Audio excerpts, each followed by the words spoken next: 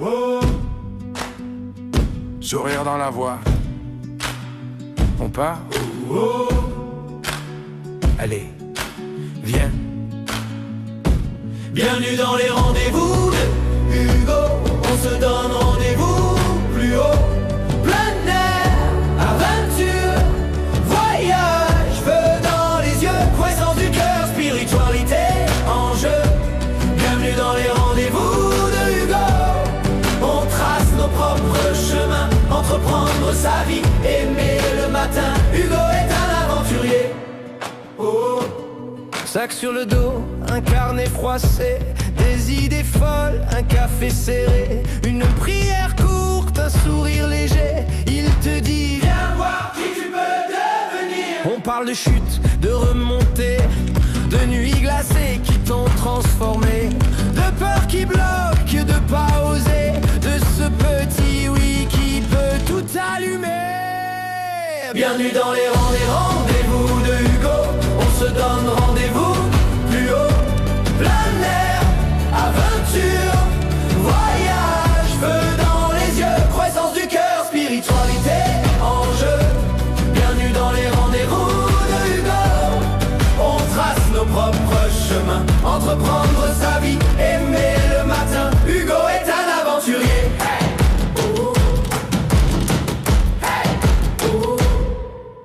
On marche, on doute, on rit, on prie, on parle business, on parle de vie. Ton rêve qui tremble, il le voit aussi. Lève-toi, avance, le reste suit. Bienvenue dans les rangs de Hugo. On se donne rendez-vous plus haut. Plein air, aventure, voyage, feu dans les yeux, croissance du cœur, spiritualité en jeu. Dans les rendez-vous de Hugo, on trace nos propres chemins, entreprendre sa vie, aimer le matin. Hugo est un aventurier.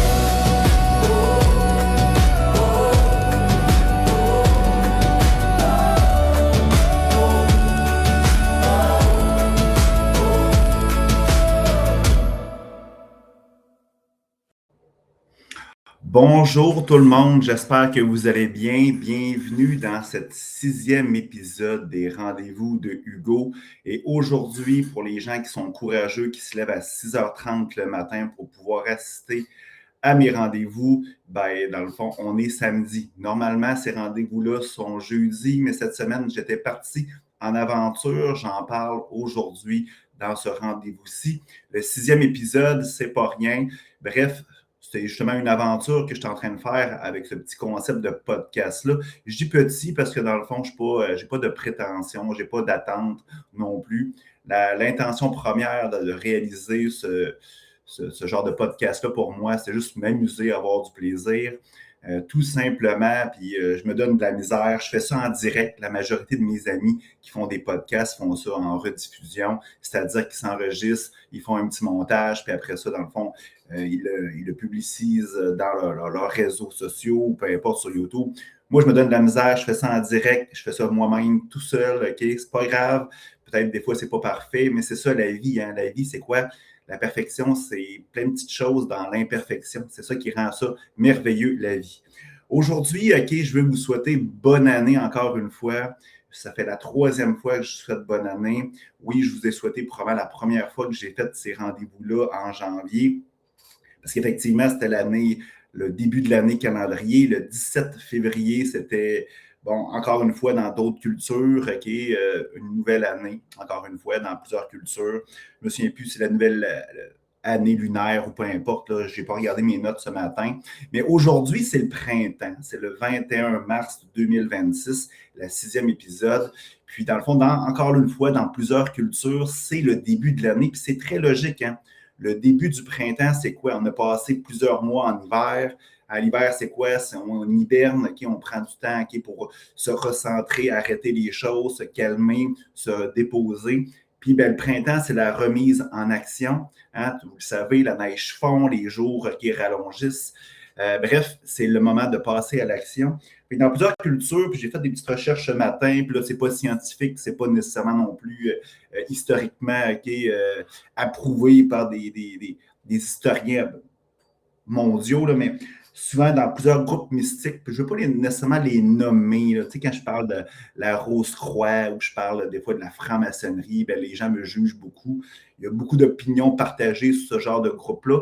Je ne veux pas me rendre là, mais dans certains groupes mystiques, il y a, c'est la première année, c'est le début de l'année, effectivement, genre le printemps.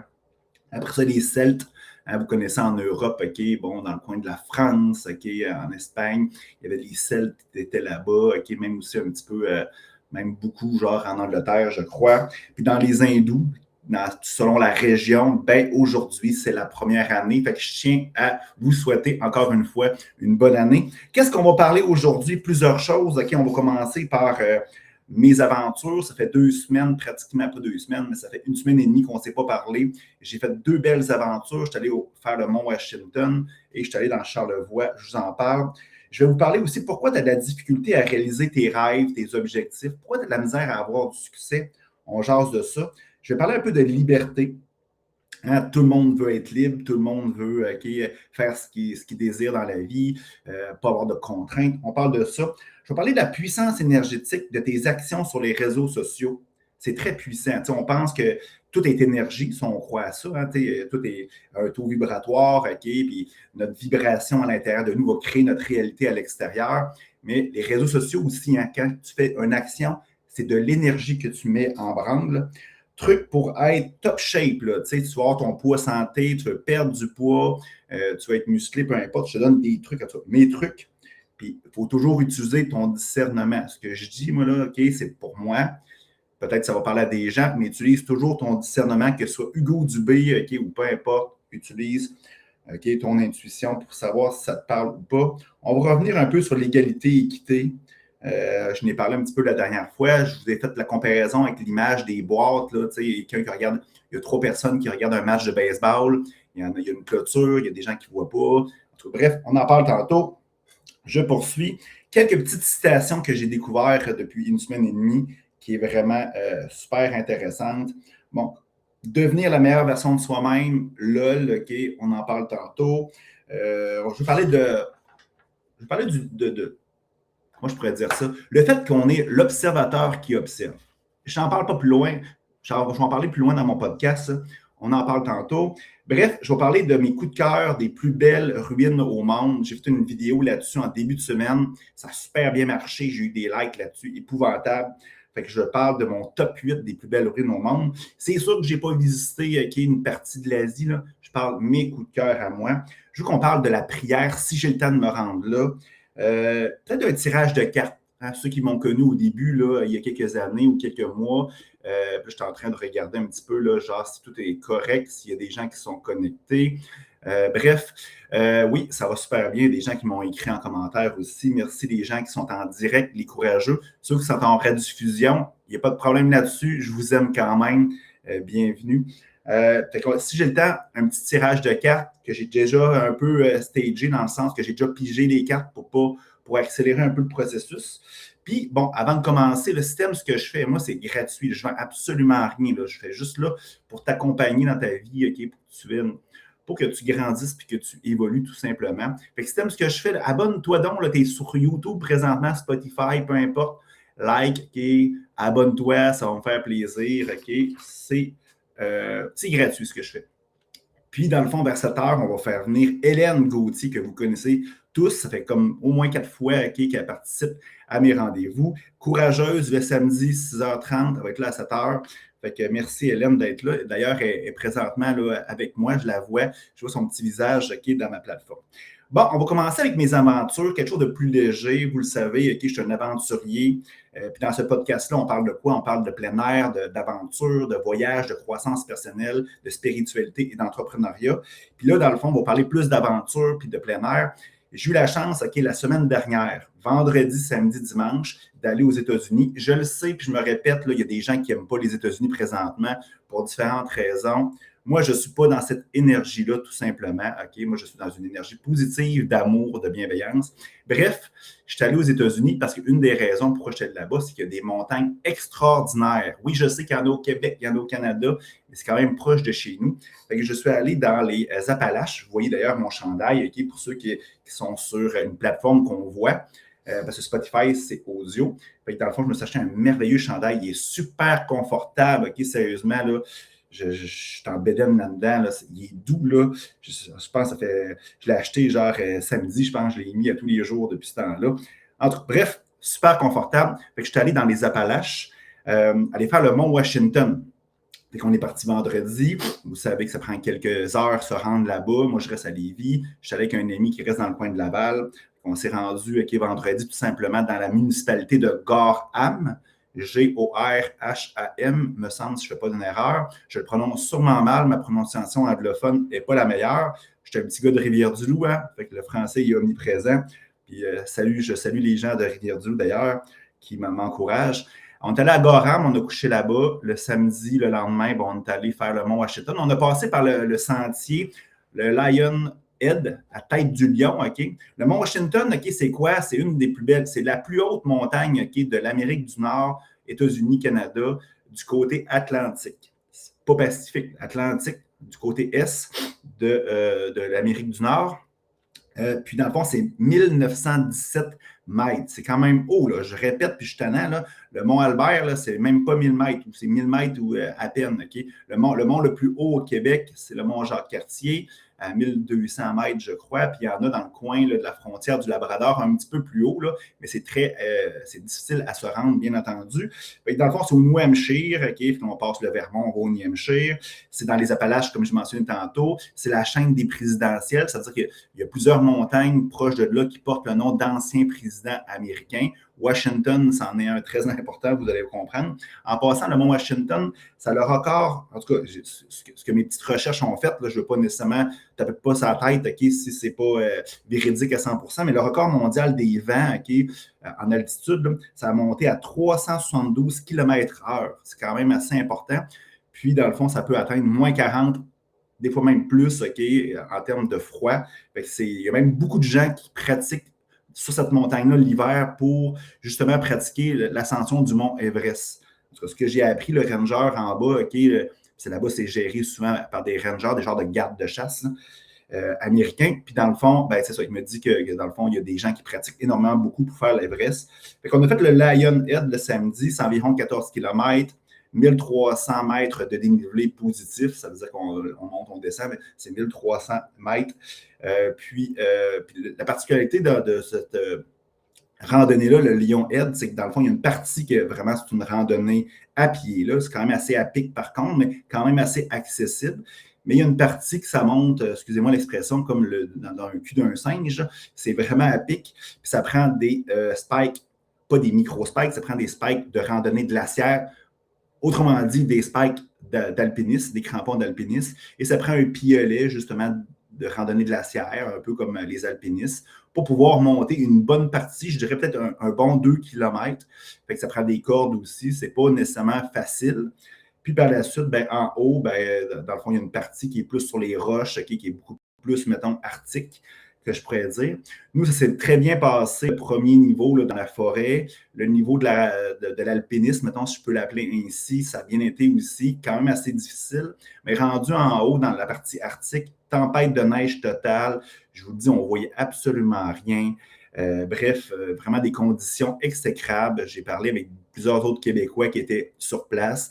Il y en a plusieurs qui m'ont dit que c'était la pire ascension qu'ils ont faite de leur vie.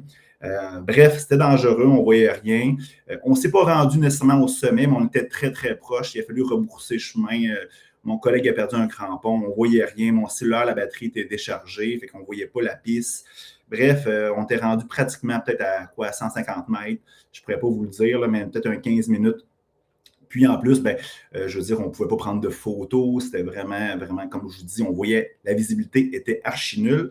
Fait que le lendemain matin, le dimanche, on a fait un autre sentier parce qu'on voulait vraiment monter en haut. On voulait accomplir ce défi-là. Moi, ce n'était pas la première fois que je le faisais, mais l'hiver, oui.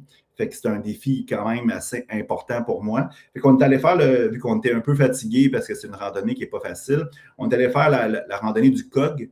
Là, encore là, c'est C-O-G. Ça suit un peu le chemin de fer parce qu'il y a comme un train qui monte en haut. Puis on s'entend, c'est quand même à pic, mais c'est un chemin de fer là, probablement tiré par un câble, je ne le sais pas.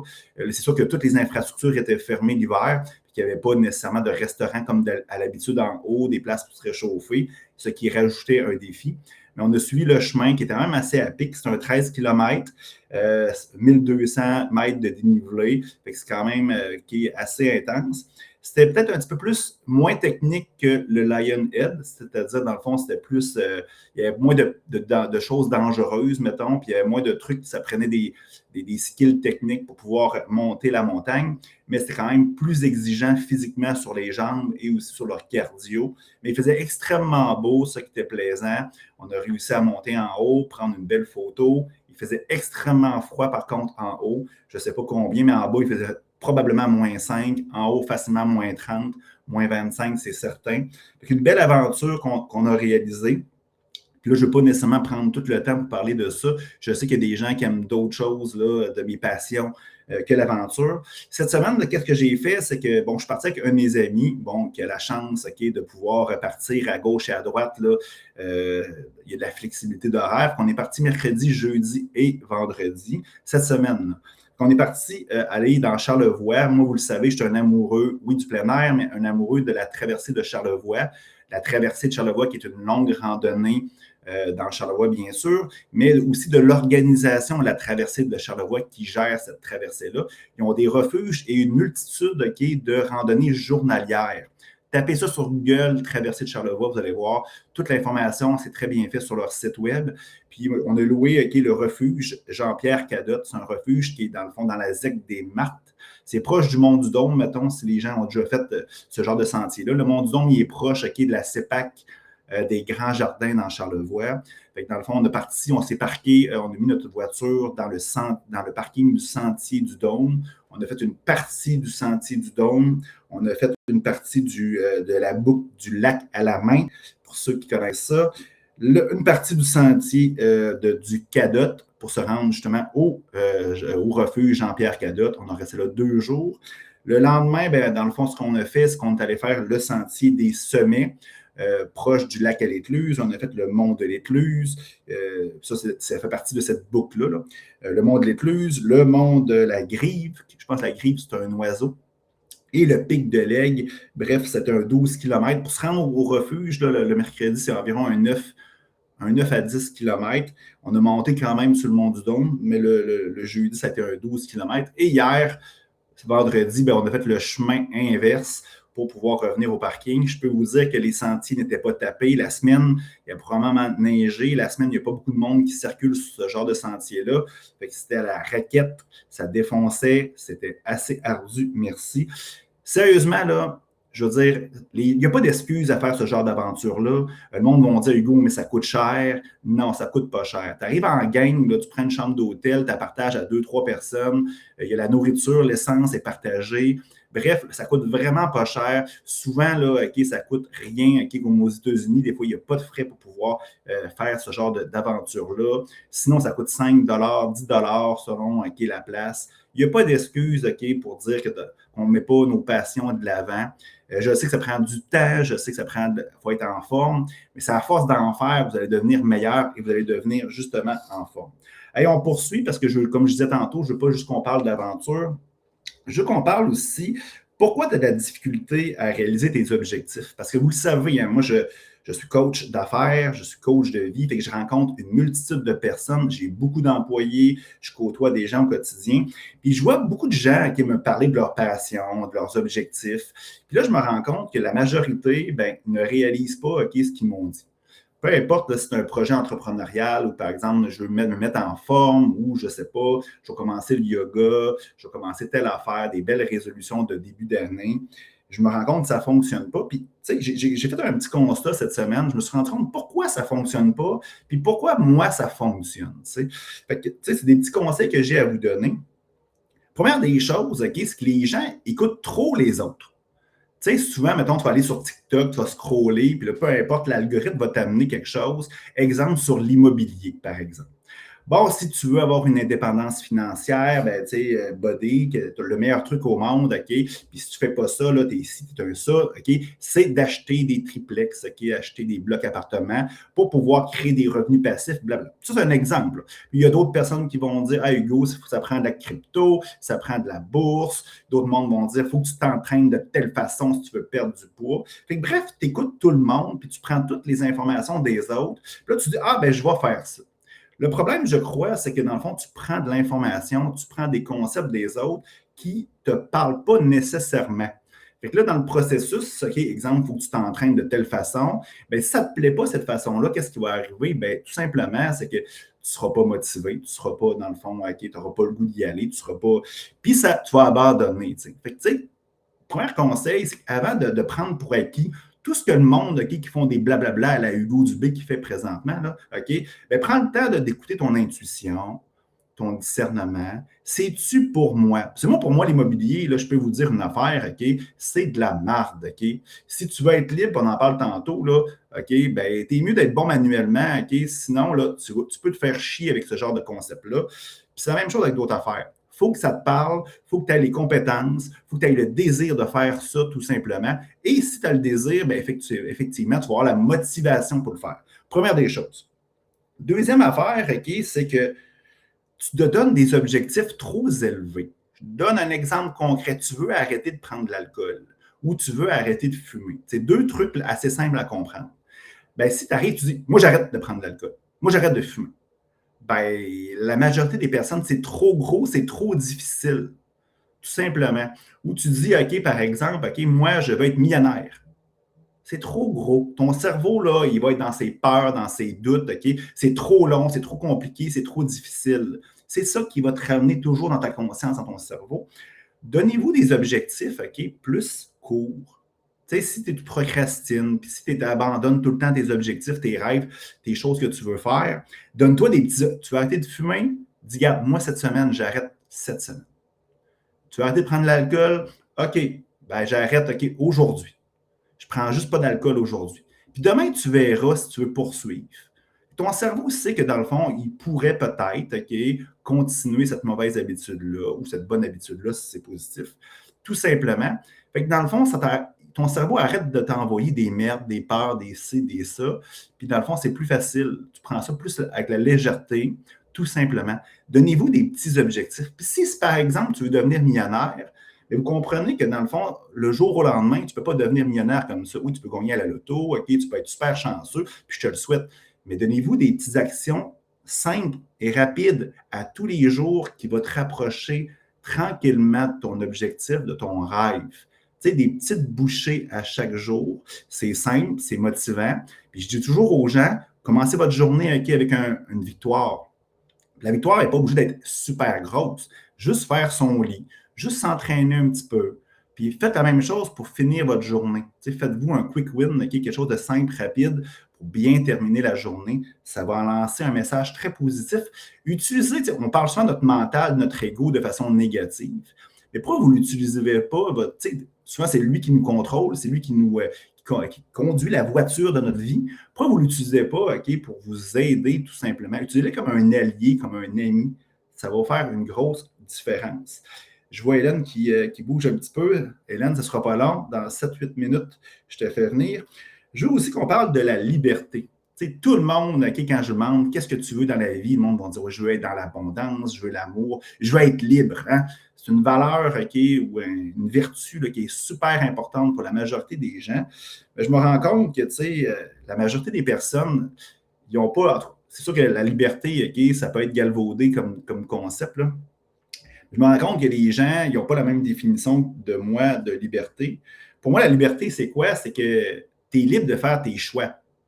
Mais en réalité, tout ce qui est autour de nous dans l'extériorité, dans la société, fait tout en sorte qu'on ne peut pas être libre. Je vais donner un exemple. C'est sûr que si tu empruntes pour avoir une maison, si ton rêve d'avoir une maison, bravo, OK, tu as réalisé un de tes rêves. Mais si tu veux réellement ton rêve ou c'est le rêve de ta blonde, c'est le rêve, ça prend une maison en 2026 parce que c'est un investissement ou ça paraît bien, c'est-tu vraiment ton rêve? Première des choses. Mais tout est fait, OK, pour pouvoir être en prison. Un prêt hypothécaire, c'est quoi? Un prêt hypothécaire, il faut que tu travailles, OK, pour pouvoir rembourser ton prêt. Il faut que tu l'entretiennes, ta maison. Vous comprenez un peu le principe? Tout est fait. L'épicerie, tout ce que vous regardez à gauche et à droite, le travail, fait en sorte que, dans le fond, ça nous reste dans une coquille, dans une prison, appelez ça comme vous voulez, OK, qu'on doit faire, OK, pour pouvoir avoir toutes ces choses-là. Fait que, tu sais, puis moi, en réalité, tu sais, j'ai pas de maison, je reste en condo, je loue, puis là, pourquoi que je loue? Parce que, dans le fond, je vais être libre de sacrer mon camp quand je veux après le bail, tu sais. Vous comprenez? Ça, c'est une grosse forme de liberté. Je m'assure, OK, qu'il n'y a pas de chaîne qui m'empêche de faire vraiment ce que je veux. Tu sais, si je veux partir de 6 mois au Mexique, ben, tu sais, je pourrais le faire. Mes enfants sont rendus plus vieux et tout ça. Je n'ai pas d'attache à gauche et à droite avec des prêts, avec des obligations qui m'empêchent, OK, de faire vraiment ce que je veux. Pensez à ça à la maison présentement que vous m'écoutez, là, que vous êtes en rediffusion ou vous êtes en direct. Qu'est-ce qui vous empêche réellement de faire ce que vous voulez? Parce que quand je vous parle au quotidien, vous me dites « Ouais, mais j'ai des enfants. Moi aussi, j'en ai des enfants. Ah, mais là, j'ai une maison. Ah, je peux pas. Ah, j'ai un chalet. Ah, j'ai un travail la fin de semaine. Ah, je fais du bénévolat. OK. Fait que là, c'est pour ça qu'ils ne viennent pas en aventure. Puis là, je vous regarde, je vous dis « Êtes-vous vraiment libre? » Une chose est sûre, OK, prenez pour acquis, est-ce que dans le fond, qu'est-ce que vous avez, c'est que vous l'avez challengé, vous l'avez accepté avec votre discernement, puis ça vous appartient? Oui. C'est oui, OK, c'est un moindre mal, bravo. Mais l'autre chose, OK, pour être vraiment libre, les deux trucs que je vous donne, vous allez réfléchir à ça, c'est de réduire ses besoins. Avez-vous, tu sais, on entend souvent parler de ça, avez-vous vraiment besoin de telle affaire? Tout matériel que vous avez, toute possession, même si, j'ai un chalet, je ne vois pas souvent, ça me dit, non. C'est de l'énergie, c'est de l'occupation, souvent c'est des prêts, c'est de l'investissement. Tu sais, est-ce que dans le fond, ça me met plus libre ou ça m'enchaîne? Pensez à ça. Puis tu sais, vous n'êtes peut-être même pas rendu là spirituellement à avoir cette discussion-là avec vous-même. C'est bien correct, là. Je ne suis pas fâché avec vous. Fait que, dans le fond, c'est réduire ses besoins. Un être humain qui a besoin de rien à l'extérieur, c'est une personne qui est vraiment libre, qui est extrêmement libre. À chaque fois que tu as un besoin, une dépendance, peu importe, OK, même un conjoint, OK, si tu as besoin de ton conjoint, tout ça, là, OK, ça te met dans une prison, dans une chaîne.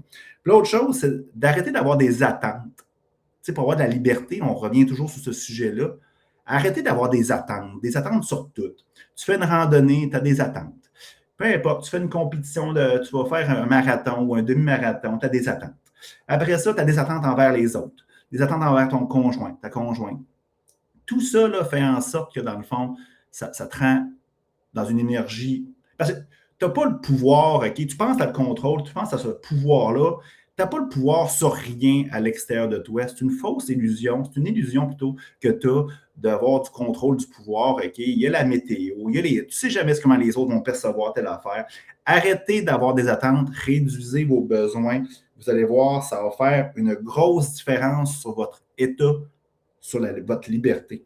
Dernier sujet avant de parler à Hélène, parce que là, je la vois, puis là, elle a l'air motivée, elle a l'air craquée, OK, la placote aussi. Bref, je vais parler de la puissance énergétique. Puis d'ailleurs, je suis sûr qu'Hélène va être d'accord avec ça. La puissance énergétique de tes actions sur les réseaux sociaux. Vous allez comprendre quelque chose. Je publie quelque chose, OK, sur Facebook, vous mettez un like, vous écrivez un commentaire, vous le repartagez. Vous allez comprendre, ça c'est cartésien, ça va m'aider, OK, à ce que ma publication soit plus populaire, OK, qu'elle soit plus vue à cause de l'algorithme. Vous allez comprendre ça. Bon. Il y a plein de techniques, OK, pour faire ça. Si je commente, OK, à gauche et à droite sur les réseaux sociaux, ça va m'aider pour mes propres publications. C'est de l'arnaque, OK. Il faut que tu donnes pour recevoir, il faut que tu reçoives, OK, pour donner. Bref, mais ça te reste encore dans une fameuse prison, OK, qu'il faut que tu mettes de l'énergie, du temps sur les plateformes comme Facebook, TikTok, LinkedIn et compagnie, puis j'en passe, OK. L'autre affaire, vous allez comprendre peut-être cette comparaison-là. On parlait de maison tantôt. Une possession, OK, c'est un lien énergétique. Tu sais, comme exemple, j'avais une maison à Rivière-du-Loup que je n'utilisais pas, je louais, je l'ai vendue récemment. Si tu es un peu ouvert spirituellement parlant, tu vas sentir cette connexion énergétique-là avec une possession. OK? Fait que plus tu as de cochonnerie chez vous, plus que dans le fond, ça va te prendre de l'énergie. Premier truc, si tu en veux de l'énergie, tu vas être plus libre, débarrasse-toi toutes des cochonneries. truc numéro 1, si tu ne l'utilises pas dans les 6 prochains mois, donne ça, vends ça, jette-les tout simplement. Tu te le racheteras plus tard. OK? Avoir de l'énergie, ça fait quoi? Ça va t'amener vers le succès, ça va t'amener vers l'abondance, ça va t'amener vers les bonnes choses. Ah, Hugo, ça coûte de l'argent de me débarrasser de ma vieille pompe à bicycle que je n'utilise pas depuis 10 ans. Ben, hey, écoute, tu l'achèteras dans 10 ans si tu achètes un vélo à 50 ans. Autre chose, je ne sais pas où j'allais avec ça. Ouais. Quand tu donnes un like, mettons, tu vois une personne, OK? C'est sûr qu'il est certain que si tu aimes ma publication, ça te parle, ça te fait du bien, le like, OK, va amplifier tout ça, puis ça va te faire du bien.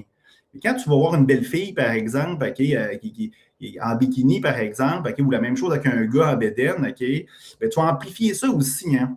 Quand tu mets un like, tu fais un partage, fais attention à ce que tu fais. OK? Parce que dans le fond, tu vas être pogné avec ce like-là. Là.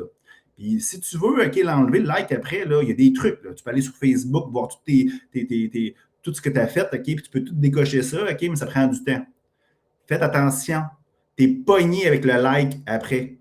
Fait que tu peux m'en donner à moi, là, parce que moi, je le mérite bien, OK? Parce que dans le fond, tu as du contenu. Ça, c'est correct. Ça, pour moi, c'est correct. Là.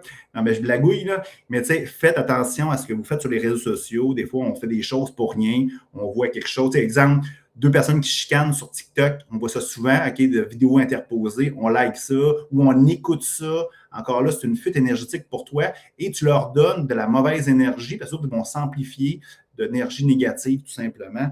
Bref, fais attention à ce que tu fais sur les réseaux sociaux, je vais te chicaner. Hélène, je te fais venir. Je pèse sur le piton. Es-tu prête? Non, mais tu viens de me faire bien rire ce matin. Bon matin, bon matin. Bon matin. Comment tu vas? Hey, ça va bien? Ça va bien? Un samedi? Oui, ça va bien, c'est le printemps. Tu es une courageuse. Samedi de même, là. Hey, mais habituellement, je me suis en retard. Habituellement, je me lève plus tôt, mais là, j'étais partie. Le soleil se lève, les montagnes sont venues roses, puis la journée commence. Mais écoute, ça commence bien. Puissance énergétique des choses, ouais. Élag. Bien, ça. Écoute, effectivement, la vieille pompe à bicycle qui ne sert plus, là, tu sais. Écoute, on dirait qu'on est tout le temps là-dedans, en plus. Tout le temps. Quand tu as des enfants, le monde, tu fais du plein air, t'en veux-tu des choses quand tu fais Il y a un cercle qui tourne, tu sais. Le monde dit, je ne me débarrasserai pas de ça. Ben, ça coûte de l'argent. Là, tu es toujours dans un esprit de manque. Puis là, qu'est-ce qui arrive? C'est que dans le fond, ça prend ton énergie, ça prend du temps, il faut que tu entretiennes ça, blablabla. Puis là, le monde dit, ouais, mais tu sais, ça coûte de l'argent. Ouais, mais ton énergie, si tu aurais plus d'énergie, comment d'argent tu te ferais? C'est comme penser à l'inverse. Hey, Hélène, on parle de quoi? On pourrait parler de tout et de rien, mais je pense que tu avais un sujet que tu voulais aborder aujourd'hui. Oui, mais écoute, au fil des jours, les sujets changent. Puis hier, je pense que je t'ai écrit, tu sais, une poignée de main, là, c'est un contrat. Tu sais, l'engagement verbal, tout ce que ça peut avoir comme ça a encore une valeur, là. On n'a plus besoin de. Faut pas penser qu'on peut avoir des engagements sans qu'on soit toujours obligé de signer. Mais il m'est arrivé une situation cette semaine où il y a eu quand même beaucoup de personnes. Donc, on avait un accord à passer. Donc, on parle de conciliation, avocat, conciliateur, un employé, tout va bien, tout est correct, tout est fait. Et à la toute fin, la personne dit « Oh non, finalement non. » Je ne l'ai pas compris. Puis j'ai commencé à penser, ben moi aussi, ça m'est déjà arrivé de dire « Ah oui, je vais faire telle affaire, je vais faire tel cours, je ne l'ai pas fait. » Mais j'attendais pas à minuit moins une, tu sais. Genre. Fait que ça m'a fait réaliser qu'est-ce qui se passe dans la tête de ces gens-là pour faire ça. Puis comment on fait comprendre après, ben non, tu ne peux pas changer d'idée. Mais oui, on peut toujours changer d'idée. On est libre de le faire. C'est ton choix. Qu'est-ce que tu en penses? Mais moi, je pense, OK, parce que je le vis moi aussi, là, je le vis soit dans mes entreprises ou à gauche et à droite dans mon existence. Ça, je le vis. Puis moi, en tout cas, ma théorie là-dessus, c'est que dans le fond, un oui aujourd'hui, c'est pas un oui. T'sais, un oui, c'est un peut-être. Fait que, tu sais, puis je parlais avec mon ami Réal, OK, on était en refuge cette semaine, puis on s'assinait un petit peu là-dessus indirectement. C'est que, tu sais, la communication, on en parlait, toi puis moi aussi, lors de certains podcasts. La communication, tu sais, le succès d'une communication, c'est une responsabilité partagée entre les deux individus. Tu sais, c'est la personne qui parle, qu'elle s'assure que l'autre a bien compris, puis lui qui est dans le fond, qui reçoit le message, il faut qu'il s'assure lui aussi que dans le fond, la communication a été efficace. Malheureusement, je pense que les gens ne prennent pas cette responsabilité aujourd'hui. Fait que les messages, souvent, il n'est pas compris, ou souvent les gens qui disent oui parce que dans le fond, soit qu'ils ont mal compris, mais soit aussi qu'ils veulent être valorisés, être reconnus, être aimés, fait qu'ils disent un oui rapidement. Puis après ça, ils se rendent compte rapidement qu'ils ne sont pas capables de réaliser ça pour différentes raisons. Manque de compétences, manque de temps, manque d'intérêt, blablabla. Puis là, dans le fond, le oui devient un non. Puis le problème, c'est que tout à l'heure, à moins une, tu sais, tu arrivé, tu le mentionnais avec un délai respectable à ton employeur ou à la personne concernée. Là, les gens, si je le dis, il est fort probable que je ne me ferais pas aimer. Je ne serais pas valorisé. Fait qu'ils tirent, ça, jusqu'à temps que ça leur pète dans la face. Moi, c'est ma théorie que j'ai là-dessus. Fait que c'est malheureux. Puis ça, c'est frustrant pour les personnes qui, eux autres, respectent leurs engagements, puis que, dans le fond, ils prennent leurs responsabilités. C'est ma théorie là-dessus sur l'engagement. Puis là, on peut amener toute la... Oui, il y a beaucoup de choses. Écoute, tu me voyais réagir. Des fois, j'avais envie de... Le oui qui est le peut-être. Écoute, ça devient c'est plate, hein? Mais il y a des trucs. Moi, souvent, ce que je fais, là, je donne une directive ou je fais une demande, puis je leur dis, qu'est-ce que tu as compris? Après ça, j'enregistre les conversations. Tu sais, j'enregistre beaucoup de meetings avec les gens. Pas parce que je les réécoute, parce que dans le fond, je veux que les personnes sachent que... Pas que je me protège, c'est que dans le fond, c'est qu'on oublie souvent. Tu sais, les gens vont dire « Ah, j'ai pas compris telle affaire ». Mais quand tu l'enregistres, ils ne peuvent pas l'utiliser parce qu'ils savent que dans le fond, c'est rare que je retourne là-dessus. C'est dans le fond, c'est aussi positif pour eux autres. Je leur donne le compte-rendu après. C'est aussi positif pour moi que pour eux autres. Puis moi, mon truc, c'est que je prends ça, je fais le compte-rendu de l'intelligence artificielle, exemple de Zoom ou de Teams. Je fais ça dans ChatGPT pour garder une mémoire de compte-là. Parce que mon cerveau a une capacité limitée. Fait que des fois, je tape, qu'est-ce qui est arrivé avec Pauline, que j'ai fait telle affaire. Là, il me donne un compte rendu, j'utilise ça beaucoup. L'autre chose, quand tu donnes une directive, c'est donner une date. Puis peut-être même faire un meeting immédiatement à cette date-là. Exemple, il faut que tu réalises ça pour le 31 mars. Bien, pourquoi tu ne fais pas un meeting le 30 mars avec lui? Fait que lui, il sait que dans le fond, qu'il va y avoir une vérification puis une réduction de compte à ce meeting-là. Puis l'autre affaire, c'est que les fameux gestionnaires aujourd'hui, c'est qu'ils donnent des directives, puis va-t'en avec ça. Ça prend des vérifications et du contrôle pendant ce processus-là. Tu ne peux pas laisser la personne aller, puis tu le laisses un mois, puis après ça, tu arrives, puis c'est pas ça que tu voulais. Mais écoute, je trouve ça lourd un peu, mais je comprends au niveau, dans le cadre de nos mandats professionnels, qu'on n'a pas le choix, on est rendu là. Je comprends. Dans nos relations personnelles, dans nos amours, j'espère qu'on peut encore se fier à ce que l'autre dit quand il s'engage dans une action, dans quelque chose. Enfin, je n'irai pas du côté de l'amour. La seule chose, je dirais du côté de l'amour, quand tu parlais de liberté tantôt, la liberté en amour, on ne peut pas nécessairement faire toujours tout ce qu'on veut. Tu sais? Il y a ça aussi. C'est correct, ça prend une certaine liberté, mais tu ne peux pas faire nécessairement ce que tu veux. Pourquoi? Explique-moi. Ça dépend. Si ça heurte l'autre. Mais ça dépend toujours.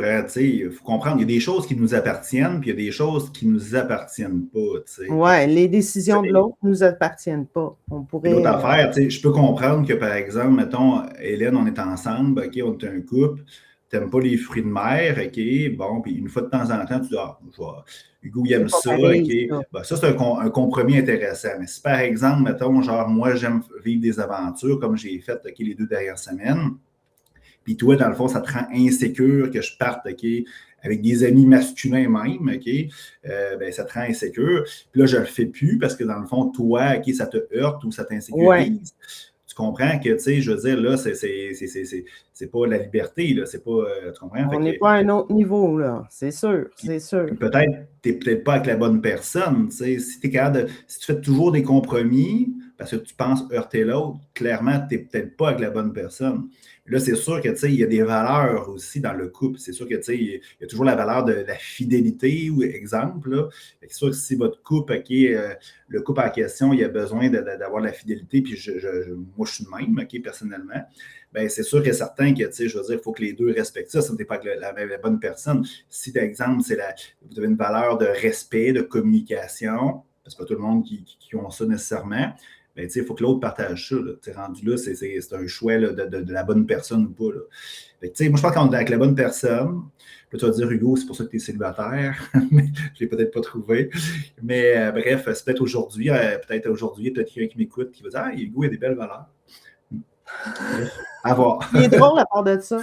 Hey, écoute, on parle de valeurs, on parle de plein de choses, puis je t'écoute depuis, 6h30. J'étais au rendez-vous, puis je reviens, j'ai envie de te reparler de ton introduction. Écoute, tu as parlé de différents groupes.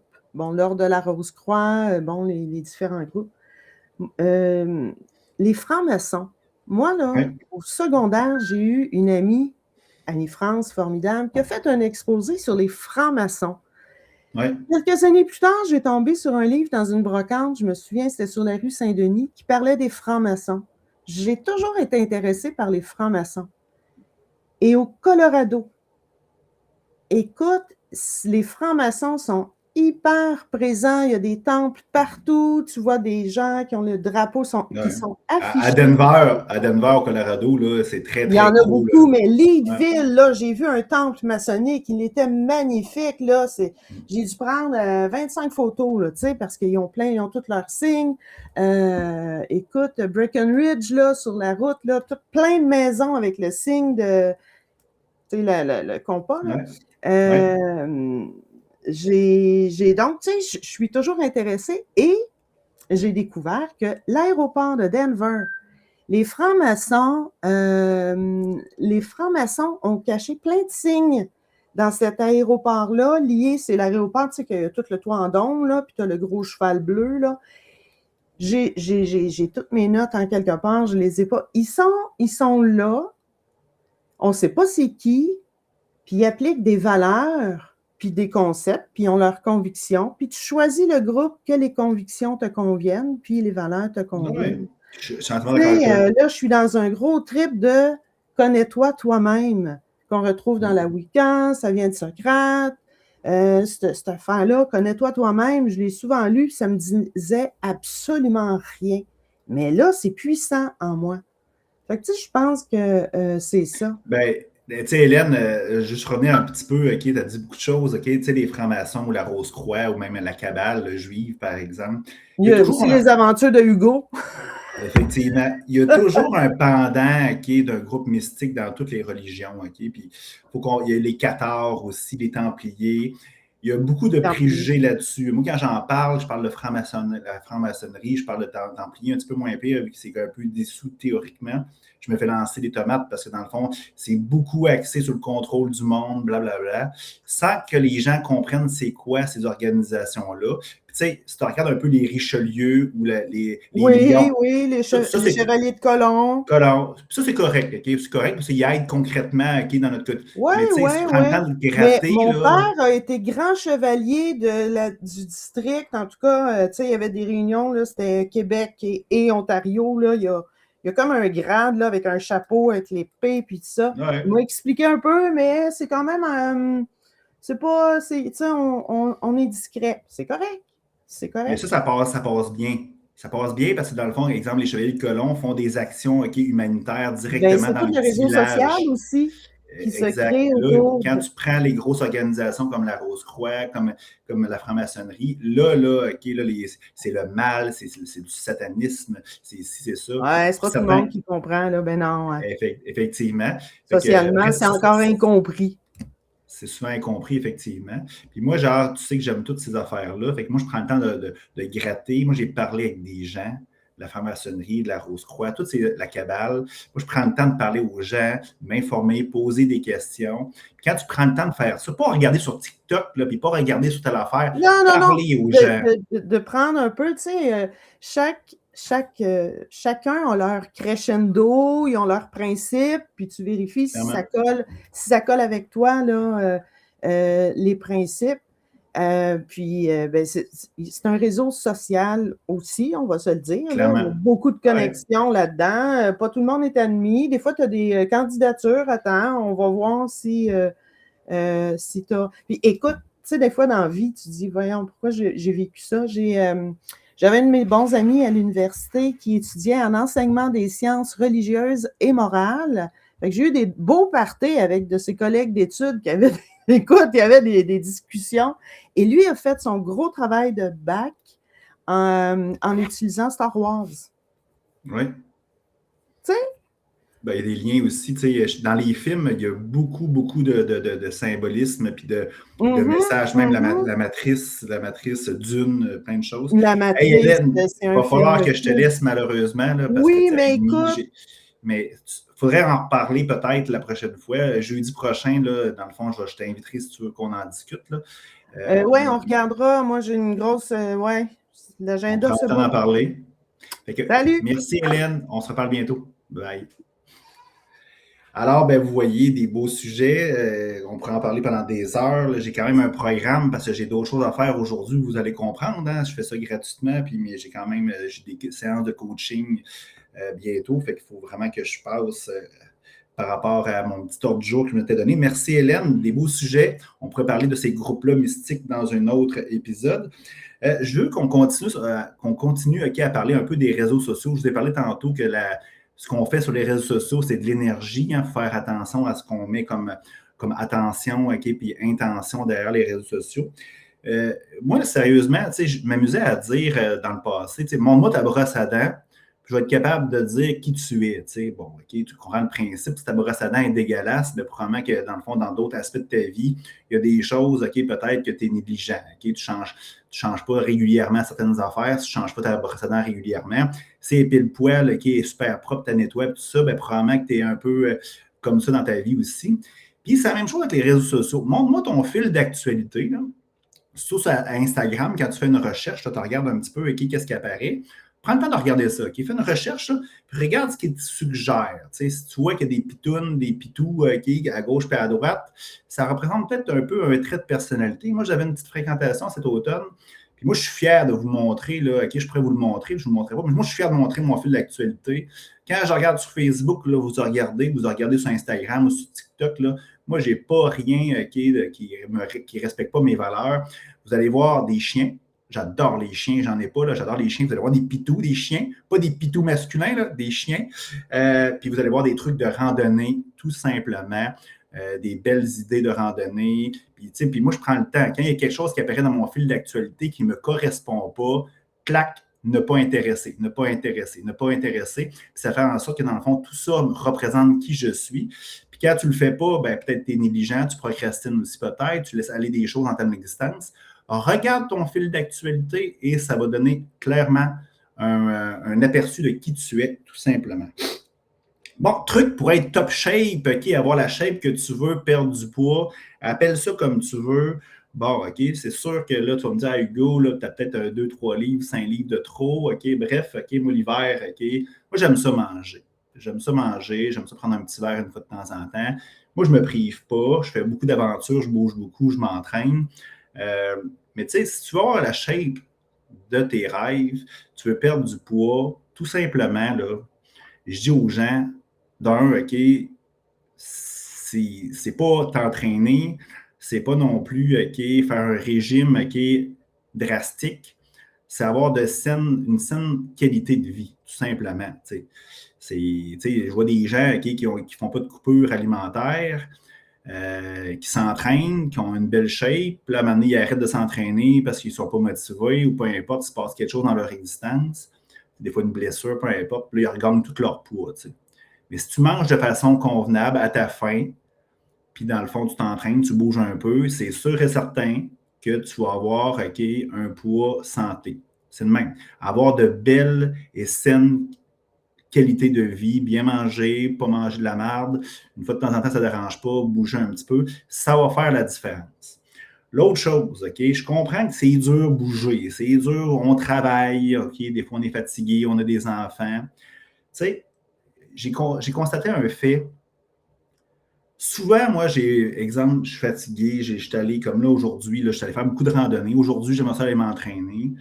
Moi, je le sais que si, mettons, je quitte mon entraînement ou je ne bouge pas dans la journée, je vais me regarder dans le miroir, OK, puis mon mental va dire que je suis moins beau.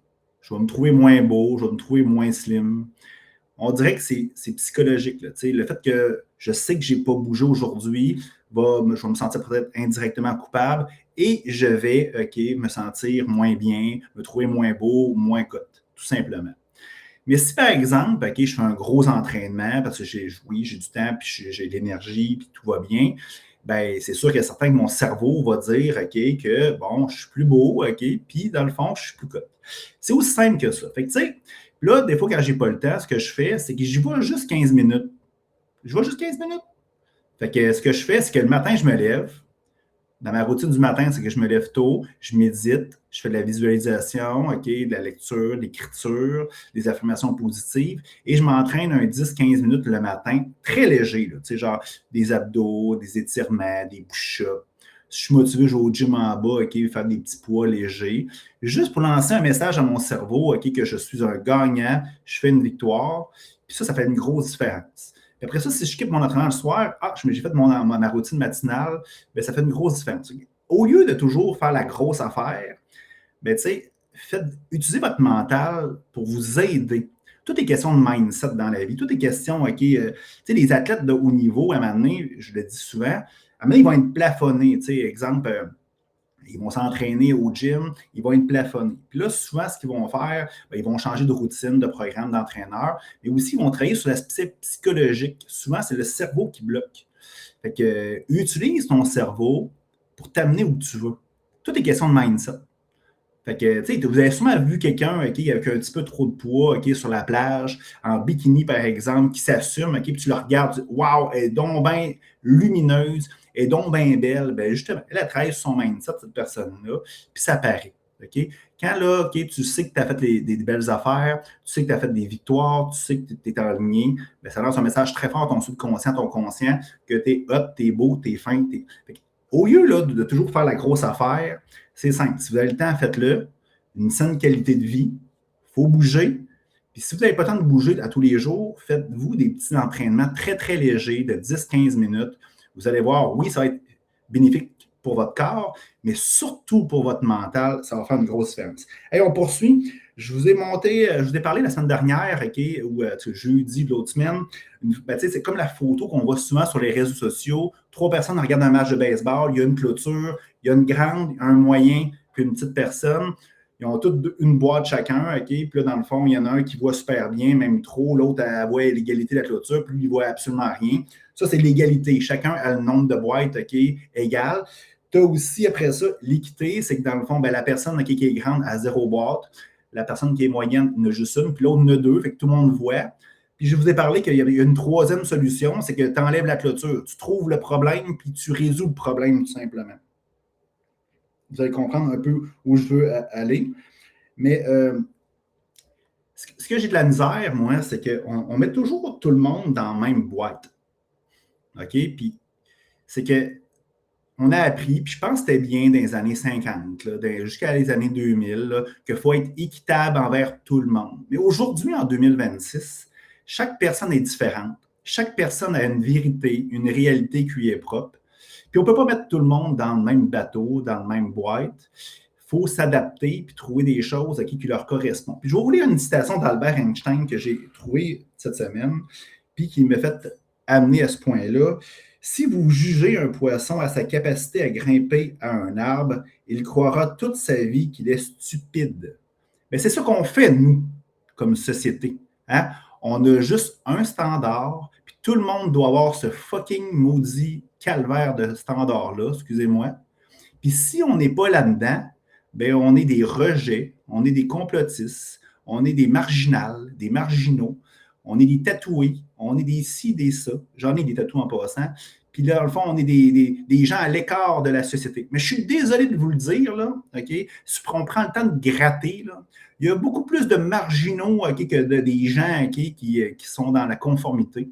Puis qu'est-ce qui est beau dans la vie, je l'ai dit comme introduction, la plus belle perfection, c'est l'imperfection. On poursuit. Encore une citation d'Einstein, parce que là, j'étais là-dedans, puis vous le savez, quand vous voyez quelque chose, puis vous faites un like sur les réseaux sociaux, tu reçois plein d'affaires après ça. Lisez, je vous lis ça. C'est au niveau de la bombe atomique. Vous savez qu'Einstein a collaboré indirectement là, sur la bombe atomique. La bombe atomique, là, ça a été inventé par des humains pour tuer des humains. OK?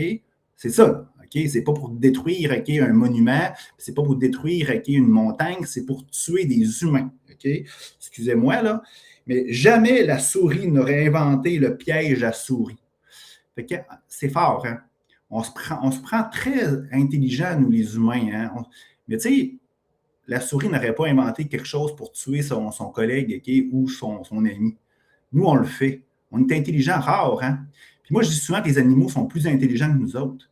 Tu sais, le chien, là, tu sais, moi, j'adore les chiens. Sur mon fil d'actualité, j'ai plein de chiens. Là. Puis là, les chiens, eux autres, là, c'est simple.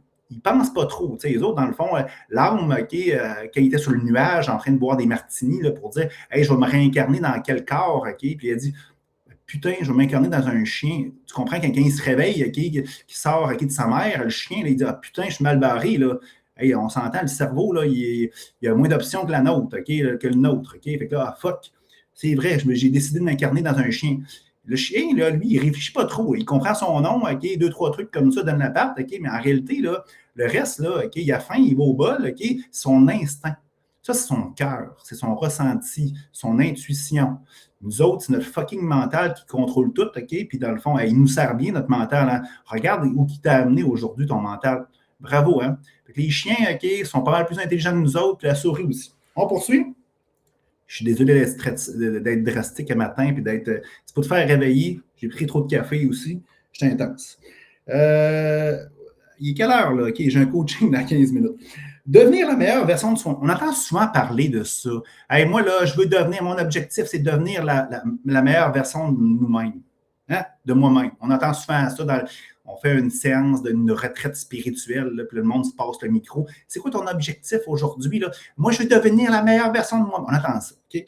Bref, ben, c'est correct, là, si ça te parle. C'est bien. Mais en moi, plutôt, là, c'est-tu de la merde un peu, ça, devenir la meilleure version de nous-mêmes? C'est comme se dire qu'on n'est pas correct.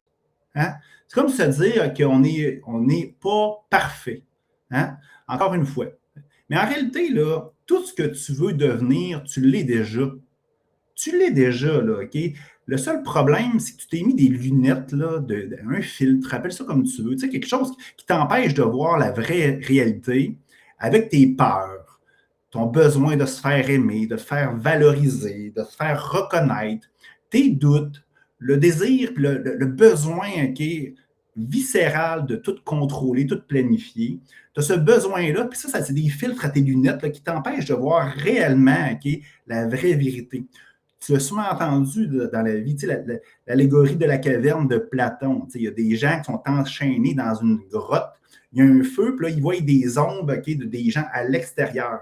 Puis eux autres pensent que c'est ça la réalité, hein, les ombres. Puis là, qu'est-ce qui arrive? Ils en détachent un, le dude, il sort, puis il dit « Ah, c'est quoi ça? » Puis là, il veut se faire rattacher, tu comprends? Ben, c'est un peu ça, OK? On vit avec des filtres, avec nos peurs, notre mental, puis tout ça. C'est ça qui nous empêche de voir notre fameuse meilleure version de nous-mêmes. Tout est déjà là à l'intérieur de toi. Enlève ces doutes-là, ces peurs-là, le besoin de contrôler, etc. Tu vas voir, ça va faire une grosse, grosse différence. Il y a plein de gens qui m'écrivent. Je ne sais pas si les gens ne sont peut-être pas d'accord avec moi. Je me fais peut-être lancer des tomates, des insultes. Je m'en fous. Je m'assume. Je suis allé vérifier, excusez-moi. Non, ce n'est pas des insultes. Bref, on poursuit. L'autre chose que je veux vous parler, OK? Je ne sais pas si ça va être cohérent avec le sujet que je viens de parler. Le monde, souvent, je parlais avec une madame récemment, là, hier, pas hier, c'est probablement lundi ou mardi, j'étais en aventure hier. Je parlais avec la madame, puis elle me disait, je dis, comment tu vas? Puis je prends vraiment le temps. Souvent, on dit, comment tu vas? Hey, Hélène, comment tu vas? On n'écoute pas, on s'en fout de la réponse. C'est juste, dans le fond, c'est bien écrit, là, ça se dit bien, ça, comment ça va. T'sais. Moi, je prends vraiment le temps de savoir comment tu vas. Puis l'intention derrière de ça, c'est vraiment, là, j'ai le goût là, de savoir là, comment tu vas. Là. Puis là, elle dit, je suis stressée, j'ai peur. Elle me parle de ça. Fait que, très belle vulnérabilité. Je te félicite, mademoiselle. Puis là, je lui disais, tu sais, pourquoi tu t'associes à ton stress et à ta peur? L'erreur de l'être humain, c'est qu'il vit un stress. Il y a un stress. C'est sûrement réel, dans la vérité, dans la réalité de la personne. Il y a un stress. Je suis stressé. Ça veut dire quelque chose dans ton cerveau, c'est que tu t'associes au stress. C'est la même chose quand tu dis « je suis vétérinaire », la même chose quand je dis « je suis père de famille »,« je suis entrepreneur »,« je suis ci »,« je suis ça », c'est qu'on crée des étiquettes, des rôles. Puis ça fait en sorte que dans le fond, tu t'associes à quelque chose de négatif. Je suis stressé. Le truc que j'ai à vous donner aujourd'hui, je sais que c'est difficile à l'intégrer au quotidien, mais ça prend de la pratique. Ça prend 21 jours à créer ou défaire une mauvaise ou une bonne habitude. Blablabla. Vous comprenez le principe? Donc, on met un mois. Tu sais, si tu arrêtes de fumer, là, ça fait un mois que tu arrêtes de mettre quelque chose dans ta bouche, une cigarette. Tu le fais à chaque seconde. Mais c'est la même chose pour pratiquer quelque chose de spirituel ou quelque chose de bonnes habitudes dans ton existence. Il faut que tu pratiques à tous les jours, à toutes les secondes s'il faut, tout simplement. Fait qu'à chaque fois que tu vis quelque chose, tu ressens quelque chose, au lieu de dire « je suis stressé », pourquoi tu ne dis pas « j'observe ». Pas « j'observe que je suis stressé », pas « j'observe qu'il y a, dans le fond, que j'ai du stress en moi ». Non, j'observe qu'il y a du stress. Tu l'enlèves du « je », du « tu » s'il faut, tu l'enlèves d'un individu de toi. J'observe qu'il y a de la colère. J'observe qu'il y a de l'amour. J'observe que ça. Ça fait en sorte que, dans le fond, tu deviens l'observateur de la situation et non la personne qui subit positivement ou négativement cette chose-là, cette émotion-là, ce sentiment-là. Appelle ça comme tu veux. Fait que ça fait une grosse différence. Arrêtez de s'associer et étiqueter 1 million de choses fait une grosse différence dans la situation.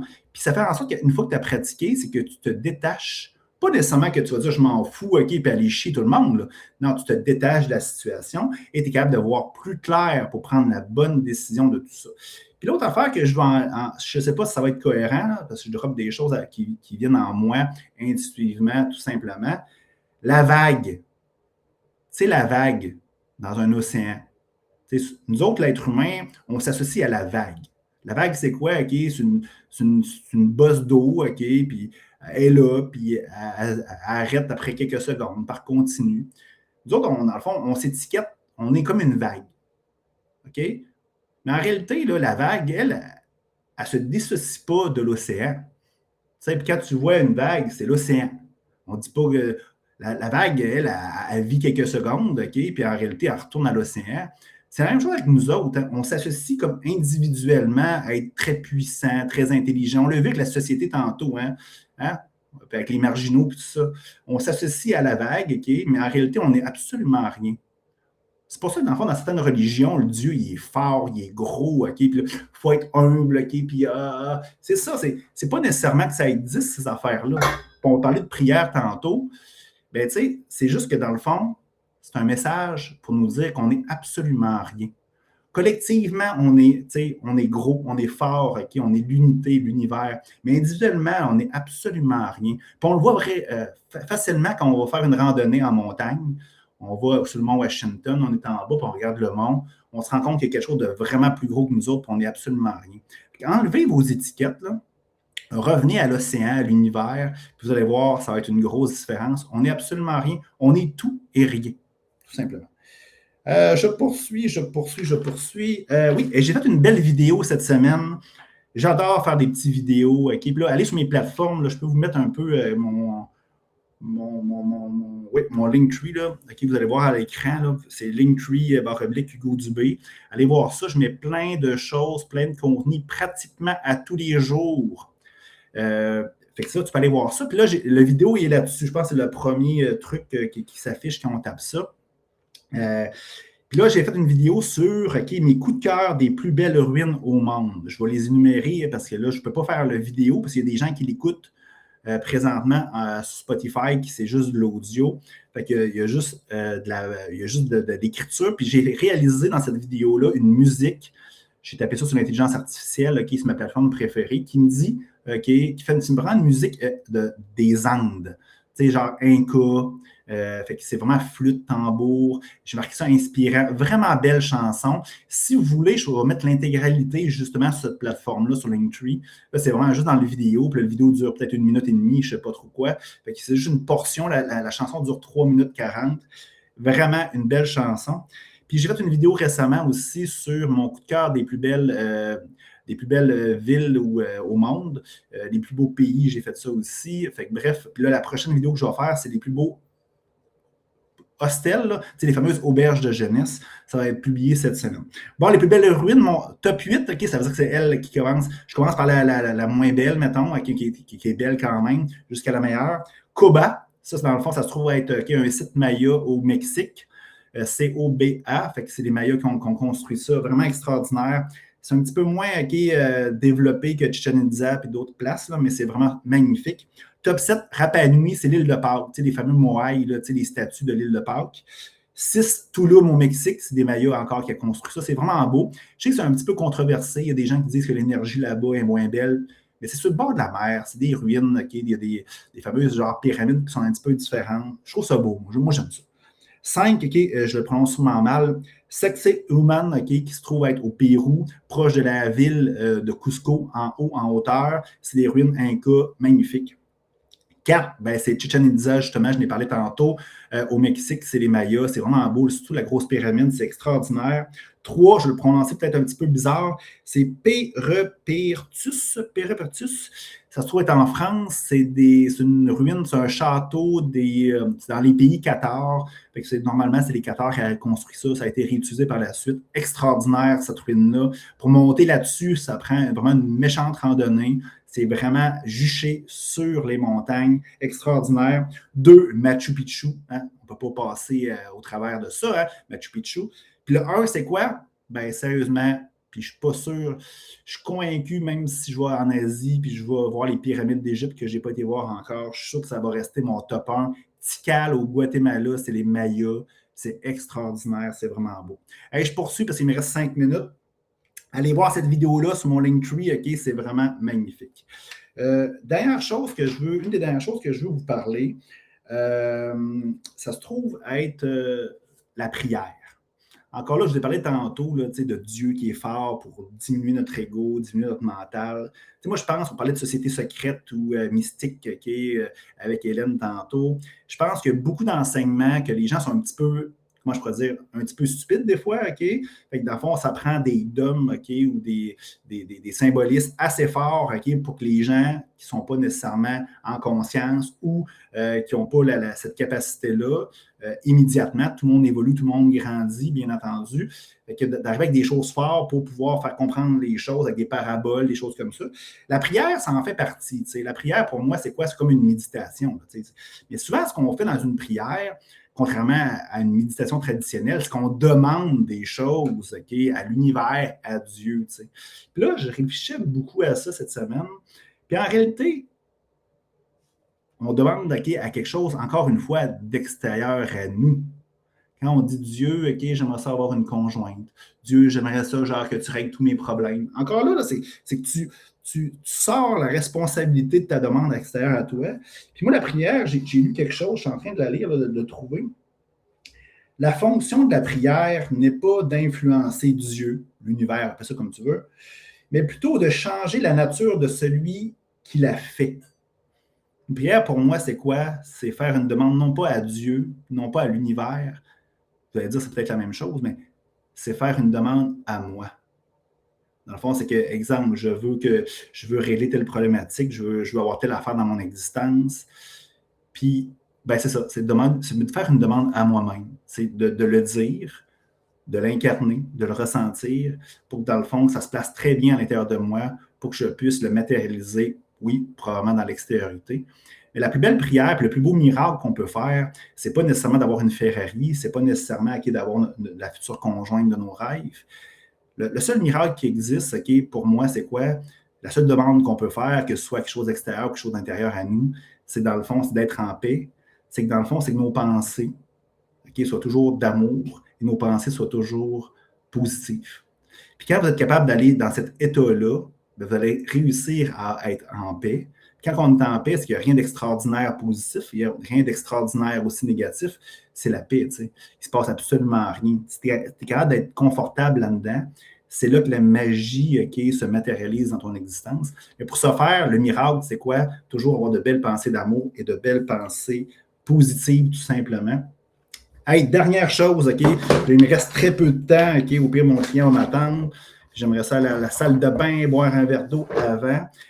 Je faisais toujours des tirages de cartes, souvent dans les rendez-vous d'Hugo, dans les entrevues d'Hugo que je faisais ou les lives sur TikTok. Là, je vais faire ça rapidement, OK? Puis je vais vous donner un truc, OK? Si vous voulez. Des fois, c'est dur. On pige une carte et on ne la comprend pas nécessairement. Je vais vous expliquer comment je fonctionne, là. Moi, j'ai le tarot Zen de Osho que j'adore. OK? C'est un tarot avec, il y a des cartes soi-disant positives, soi-disant négatives. Ils sont toutes positives en réalité, mais le terme, des fois, peut être à consonance plus négative, mais c'est ça qu'on a besoin. Ce n'est pas juste des cartes positives, mettons. Fait que je tire toujours une carte, OK? C'est quoi,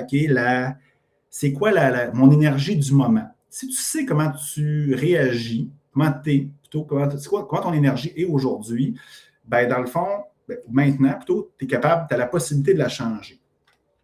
Et là, moi, j'ai la carte de l'harmonie, le chiffre est 10. Vous voyez la belle carte qui est là. Ceux qui sont en Spotify, je suis désolé. OK? Après ça, j'ai dit comment je vais être à la fin de la journée. Comment mon énergie va être à la fin de la journée. Fait que nous sommes le monde. Encore une fois, le chiffre est 10. Quel hasard. J'ai demandé qu'est-ce que, dans le fond, l'univers va m'offrir aujourd'hui. J'ai la vacuité, c'est le 5 en chiffre romain. Il n'y a absolument rien. Je parlais de paix tantôt, il ne se passe absolument rien. C'est bizarre, hein? Après ça, j'ai demandé, moi, j'ai l'oracle angélique de Marie-Chantal Martineau, une Québécoise.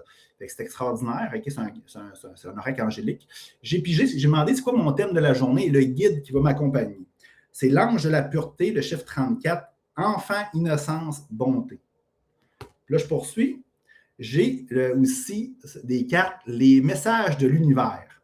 Là, hey, Hugo, tu as beaucoup de cartes, hein? Ben oui, c'est ça qui est le fun, des corrélations avec plusieurs cartes. Tu vas dire, Hugo, comment tu vas faire pour interpréter ça? C'est là que la technologie va embarquer. Parce qu'on est capable d'interpréter nous autres mêmes, mais des fois, on est pressé, puis on doute, puis là, on est humain. Bon, le message, c'est je laisse aller les vieilles habitudes, je prends les opportunités de changer complètement ma vie. La puissance créatrice de mon âme me soutient totalement dans cette action et toutes les portes du succès me sont grandes ouvertes. Bon, là, comment on fait pour interpréter ça? Téléphone cellulaire, OK, t'ouvres ton chat GPT, OK, tout simplement. On va faire ça ensemble. Idéalement, si tu es capable de le faire tout seul, OK, bravo. Bon, on le fait ensemble. OK, tu prends ton chat GPT, reconnaissance vocale. Bonjour, j'aimerais avoir une interprétation spirituelle du tirage de cartes que j'ai réalisé. Tu relis, voir si c'est correct avant, parce que des fois, il y a des fautes. Hein?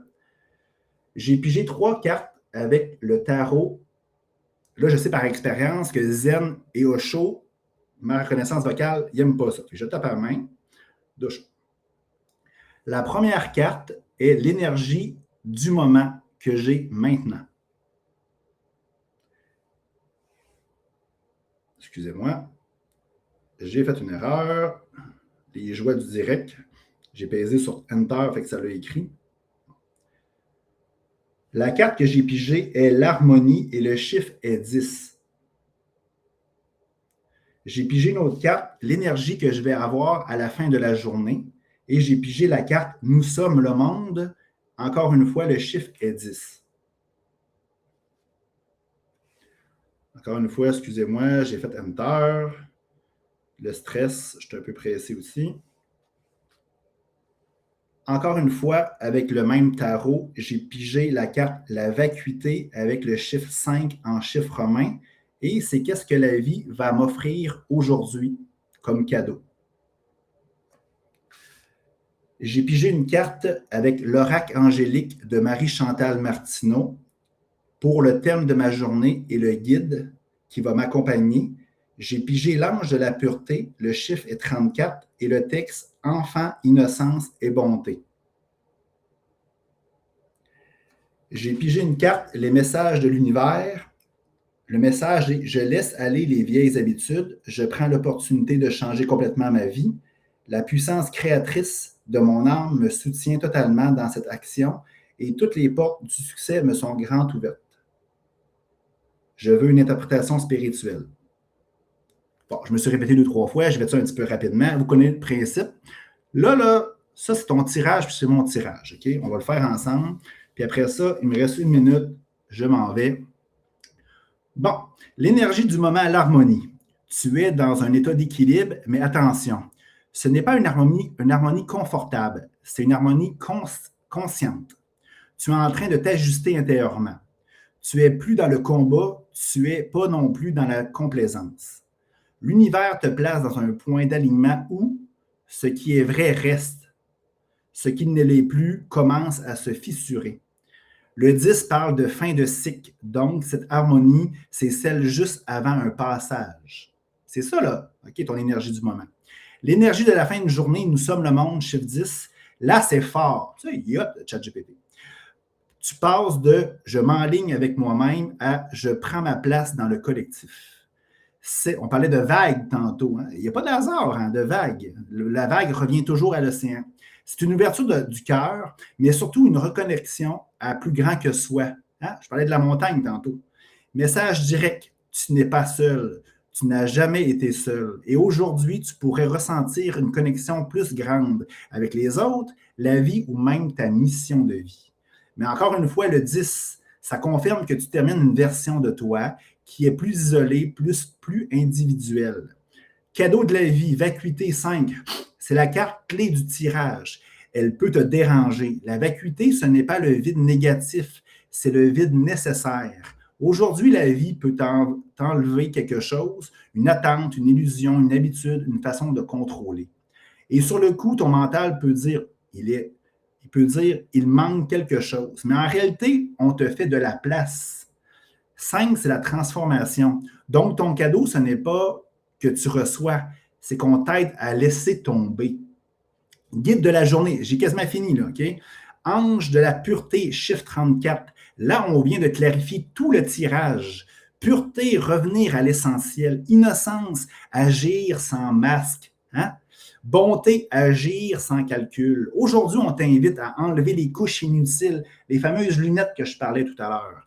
Arrêter de suranalyser, revenir à quelque chose de simple, de vrai, de naïf, dans le bon sens. Comme si la vie te disait « Hey, Hélène, Hugo, arrête de compliquer, tu sais déjà. » Je rajouterais « tu es déjà ».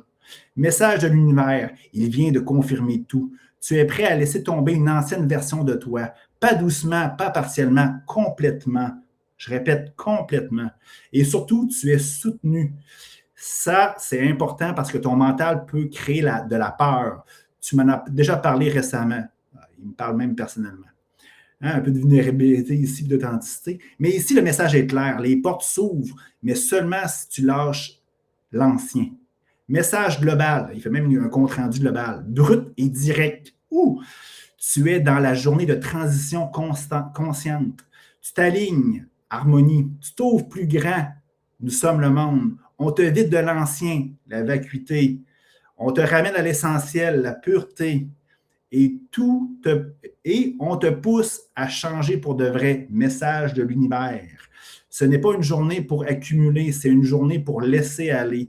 Ce que l'univers attend de toi, blablabla, très concret. Laisse partir une habitude, même petite.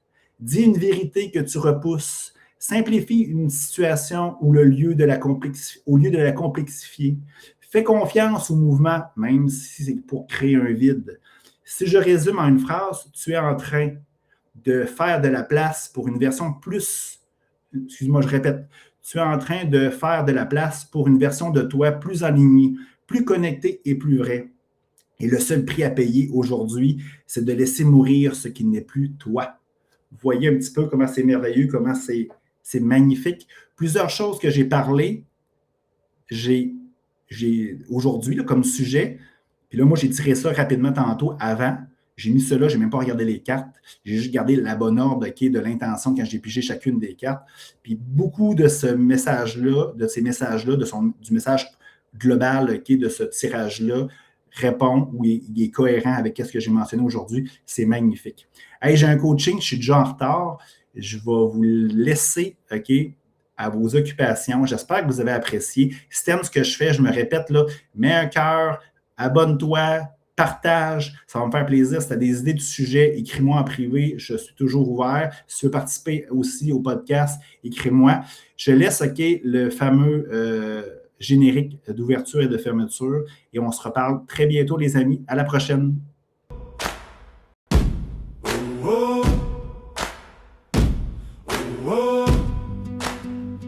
Sourire dans la voix. On part. Allez, viens. Bienvenue dans les rendez-vous de Hugo. On se donne rendez-vous plus haut. Plein d'air, aventure, voyage, feu dans les yeux, croissance du cœur, spiritualité en jeu.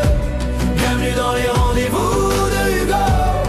On trace nos propres chemins, entreprendre sa vie, aimer le matin. Hugo est un aventurier.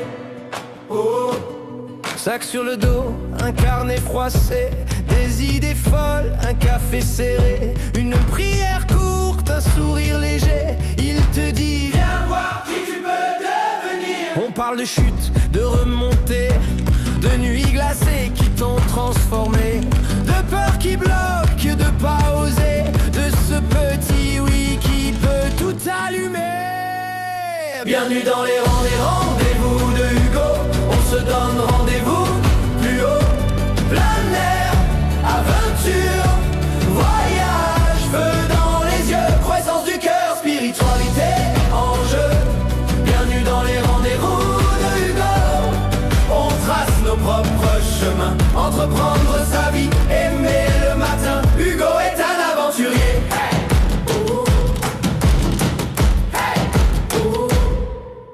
On marche, on doute, on rit, on prie, on parle business, on parle de vie. Ton rêve qui tremble, il le voit aussi.